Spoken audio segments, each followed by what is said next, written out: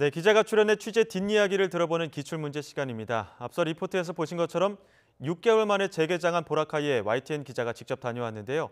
이곳을 다녀온 문화부 최두희 기자와 함께 취재 뒷이야기 나눠보겠습니다. 안녕하십니까? 네, 안녕하세요. 네, 직접 6개월 만에 개장한 보라카이 네. 다녀왔는데 가보니까 얼마나 달라졌던가요? 네, 일단 제가 간 시점이 11월 23일부터 25일까지 예. 보라카이 재개장 이후에 약 3일 정도 되는 기간이었는데요. 예. 지난 10월 26일에 보라카이를 재개장한 이후에 보라카이 섬을 방문할 수 있는 1일 관광객 수가 제한이 됐습니다. 예. 그러니까 이전에는 1일 관광객 수가 4만 명이라면 이후에는 약 2분의 1 수준보다도 조금 더 미치죠. 예. 19,000명 수준으로 이제 제한이 된 건데요. 또 정부의 허가를 받은 호텔이나 리조트 등만 영업을 재개할 수 있고 관광객들은 정부의 허가를 받은 그런 바우처, 숙박 허가증이 있어야지 섬에 들어갈 수가 있습니다. 예. 관광객들이 지켜야 되는 네. 준수사항들도 조금 더 구체적으로 바뀌었을 것 같은데 네. 가보니까 어떻던가요? 일단 관광객들은 해변에서 불꽃놀이라든지 그리고 선베드 같은 것들을 이용할 수가 없게 됐습니다. 예. 또 보시는 것처럼 해변에서 음주와 흡연은 물론 허가 없는 모래성 쌓기도 해서는 안 됩니다. 또 반려견을 데려와서도 안 되고 그리고 스쿠버 다이빙 같은 해양 스포츠도 당분간 제한되는 데다가 허용된 곳에서만 일부 가능한 상황입니다. 이에 따라서 보라카이 섬의 환경은 다소 깨끗해졌지만 다소 지루한, 심심한 섬이 된 것 아니냐 하는 그러한 일각의 부정적인 평가도 있는 게 사실입니다. 예, 뭐 네. 음주와 흡연은 당연히 안 되는 게 좋겠지만 네. 모래성 쌓기나 해양 네. 스포츠도 안 된다고 한다면 직접 가보니까 네. 관광객들은 뭐 하고 있던가요? 제가 갔을 때 제가 모든 관광객들의 행동을 다 보지는 못했는데 예. 제가 갔을 때는 관광객들이 물놀이를 즐기거나 그리고 사진이나 영상을 남기는 그런 모습들이었습니다. 물론 중간중간에 간혹 모래성 쌓기를 하는 관광객들도 눈에 띄었는데요. 제가 앞서 말씀드렸던 것처럼 모래성 쌓기 같은 경우에는 허가가 있을 때는 쌓을 수 있기 때문에 이것이 과연 네. 허가를 받고 쌓은 것인지 아닌지는 판단에 맡길 수밖에 없는 상황입니다. 모래성을 쌓는데도 허가가 필요한 거군요. 네, 그렇습니다.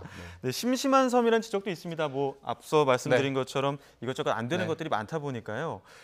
필리핀 정부는 이렇게 뭐 네. 심심하다는 지적에 대해서는 완고한 입장입니까? 계속 정책을 이어간다는 입장입니까? 네, 제가 그래서 보라카이를 다녀온 직후에 필리핀 관광부 차관이 필리핀 관광 홍보차 이곳 서울을 찾았는데요. 지난달 27일이었죠. 제가 베니토 뱅존 주니어 필리핀 관광부 차관을 만났습니다. 필리핀 관광부 차관은 오히려 보라카이 재개장 이후에 보라카이를 찾은 관광객 수가 물론 이전에 비해서는 줄긴 했지만 반응은 좀 더 고무적이었다. 긍정적인 피드백이 많았다라고 얘기를 하고 있는데요. 여기에 보라카이의 재건 노력이 장기적으로는 관광객들에게 긍정적인 그리고 유쾌한 경험을 줄 수 있을 것이다라고 오히려 저에게 되물었습니다. 예. 그러니까 일단 필리핀 정부는 이번이 1단계 개장이고 내년 말까지 총 3단계로 보라카이 개장을 전면적으로 이제 추진하겠다라는 입장이고요. 여기에 덧붙여서 보라카이 섬뿐만 아니라 필리핀의 팔라완이죠. 팔라완의 엘리도 섬 같은 필리핀의 다른 주요 관광지에 대해서도 차례대로 점검을 이어나갈 예정입니다. 일부 관광객은 더 깨끗한 자연 환경에 대한 기대감도 있는 거군요. 네, 그렇습니다. 아무래도 깨끗해진 자연, 깨끗해진 그런 환경을 보고 싶다라는 관광객들의 니즈가 있기 때문에 보라카이 정부에서는 그런 관광객들을 공략하겠다라는 그런 의견도 예. 밝혔습니다. 네. 이러한 것이 관광객이 너무 네. 몰리다 보니까 이렇게 특단의 조치가 내려진 건데 우리도 이렇게 관광객 과잉으로 문제가 되는 곳은 없습니까? 네, 우리 사례도 보면은 일단은 주민들이 수용할 수 있는 범위를 넘어서는 그런 부분들이 있는데요.